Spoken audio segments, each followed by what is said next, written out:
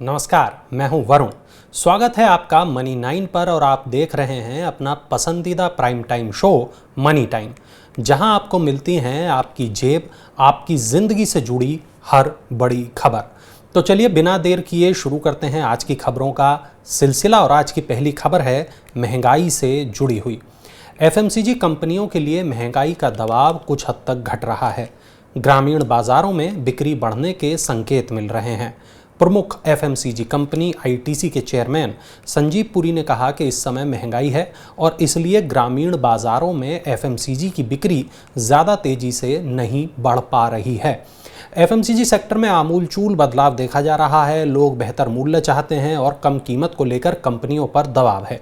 पुरी ने कहा कि इस समय दुनिया के बाकी हिस्सों की तुलना में भारत की स्थिति काफ़ी बेहतर है।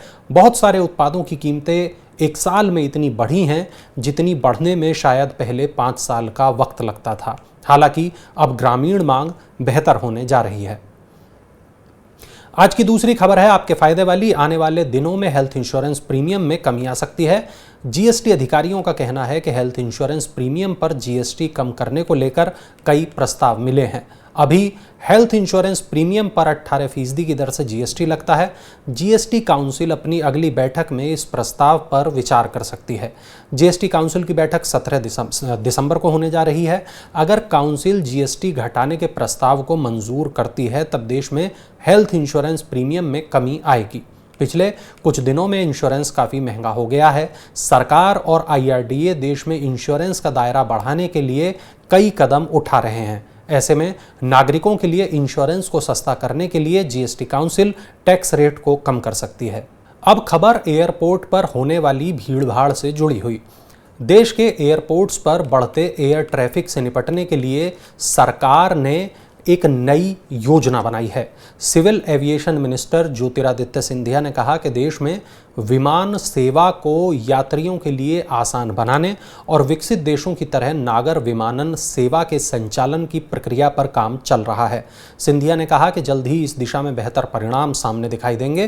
केंद्रीय मंत्री ने कहा कि विमान यात्रियों की संख्या सर्दियों में ज़्यादा बढ़ती है और उड़ान सेवा के बाद घरेलू विमान सेवा में ज़बरदस्त उछाल आया है। सिंधिया ने कहा कि देश में विमान सेवाओं का संचालन बहुत अच्छा हो, इस बारे में प्रक्रिया पर काम चल रहा है। साथ ही इसे वर्ल्ड क्लास बनाने यानी कि विश्व स्तरीय बनाने का जो प्रयास है वो किया जा रहा है। अब खबर आपकी बचत से जुड़ी हुई। फेडरल बैंक ने सेविंग अकाउंट पर इंटरेस्ट रेट को बढ़ा दिया है। वहीं धनलक्ष्मी बैंक ने एफडी रेट्स को रिवाइज कर दिया है। फेडरल बैंक ने repo rate linked saving account पर इंटरेस्ट रेट बढ़ा दिया है। वहीं दूसरी ओर धनलक्ष्मी बैंक ने 2 करोड़ रुपए से कम वाली एफडी के लिए ब्याज दरों में बदलाव किया है। बैंक अब 7 दिन से लेकर 10 साल वाली एफडी पर 3.25% से लेकर 6.10% तक का ब्याज देगा। धनलक्ष्मी बैंक 555 दिन वाली एफडी पर अधिकतम 7.25% का ब्याज देगा। एयर इंडिया के साथ यात्रा करने वालों के लिए अब ये खास खबर है। एयर इंडिया ने कहा कि उसकी योजना $40 करोड़ का निवेश कर 27 बोइंग B787 विमानों और 13 B777 विमानों समेत चौड़े आकार के अपने दोनों बेड़ों को नए जैसा बनाने की है। एयरलाइन ने बताया इसके तहत केबिन के मौजूदा इंटीरियर को पूरी तरह बदल दिया जाएगा। नए किस्म की सीट और विमान के भीतर मनोरंजन की सबसे अच्छी व्यवस्था सभी श्रेणियों में की जाएगी। कंपनी ने बताया कि दोनों बेड़ों में महंगे और सुविधाजनक इकोनॉमी केबिन की शुरुआत की जाएगी। साथ ही B777 में फर्स्ट क्लास केबिन की सुविधा उपलब्ध कराई जाएगी। अब चलते हैं अगली खबर पर, जो है कार और बाइक इंश्योरेंस से जुड़ी हुई। बीमा विनियामक इरडा ने कारों के लिए 3 साल और 2 व्हीलर के लिए 5 साल का बीमा कवर देने का प्रस्ताव किया है।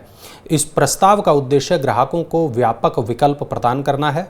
भारतीय बीमा विनियामक और विकास प्राधिकरण ने मोटर थर्ड पार्टी बीमा और खुद को हुई क्षति बीमा दोनों को कवर करने वाले दीर्घकालिक मोटर प्रोडक्ट पर एक ड्राफ्ट तैयार किया है। ड्राफ्ट में सभी सामान्य बीमा कंपनियों को प्राइवेट कारों के लिए 3 साल की बीमा पॉलिसी और 2 पहिया वाहनों के लिए 5 साल की मोटर थर्ड पार्टी कवर के साथ सह टर्मिनस की पेशकश करने की अनुमति देने का प्रस्ताव किया है।